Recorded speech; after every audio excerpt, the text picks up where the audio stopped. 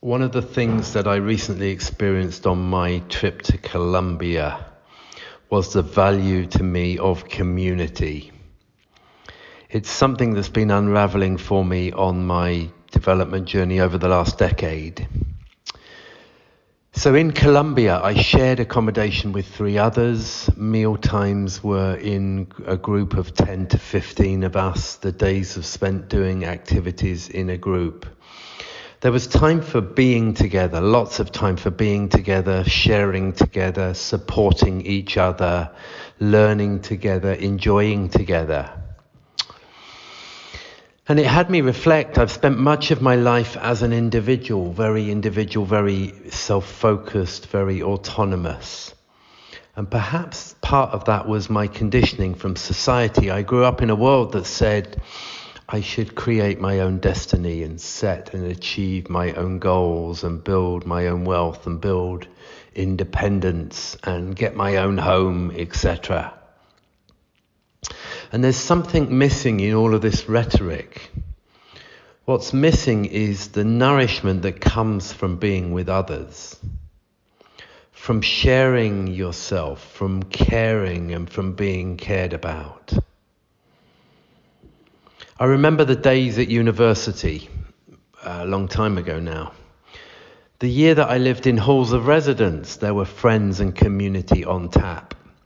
Sure, I had my own space in my own room, which gave me some time for myself. But what was special was that it was part of something way bigger. I had friends to hang out with, friends to connect with, friends to do things with.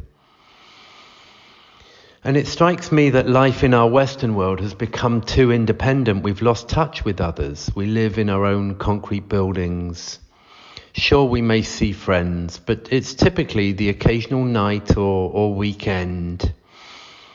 Most of our life is alone, either alone or alone in our little nuclear family. And what I experience is that many of my clients feel alone with their thoughts and alone with their challenges. And as they climb the leadership ladder, the challenges are bigger. And yet also, there's more aloneness. What dawns on me is community's vital. Community at work, community in my neighbourhood, community in my market sector, community in my company. Human beings flourish from connection. It's only my ego and my conditioned thinking that ever took me away from this. So I'd just like to pose you the question, do you have enough community? Do you have enough connection in your life and in your work? So this wasn't going to be a post about the quality of mind community, but I will mention it here. You know, I set up a couple of years ago the quality of mind community for anyone that's been through our quality of mind program.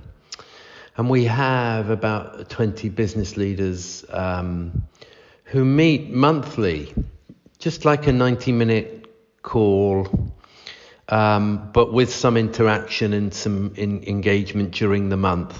And it's developed as a community of people that are from diverse backgrounds and different jobs and different experiences coming together to learn on psychological and spiritual topics, to deepen, to reflect, to share, and to grow together. And I'm really enjoying what that's providing for me and for this community. And if you're interested, then I really invite you to come along for a month, give it a try.